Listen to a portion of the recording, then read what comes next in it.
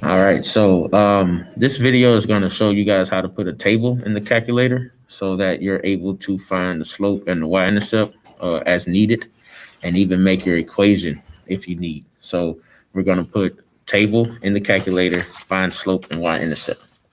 Here's your table. Okay, see your table. Your answer choices are here, written in slope-intercept form. Y equals mx plus b.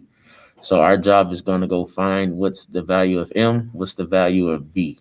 And you can do that in the calculator. All right, so there, take a look at the table. Okay, get it for one more second. And if you look at the calculator, I already cleared my RAM, but I'll do it again. Second plus 7, 1, 2. All right, you should be able to say that in your sleep by now. Remember, we're going to put a table in the calculator. That's statistics, which means we need to press the stat button. All right, enter. And there's our table. So we're just going to put the values we got: 3, 6, 9, 12. All right, then we're going to go over to the Y column and put in 140, 185, 230, and 275. Make sure my values are right: 140, 185, 230, 275, 369, 12. Excellent. All right, so now that we have our table in the calculator, we're going to press stat, go over to calc, and we want option 4.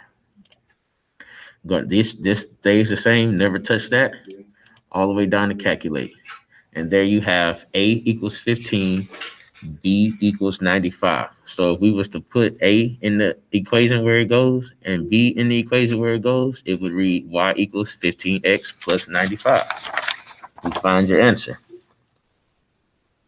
No, no, no, yes.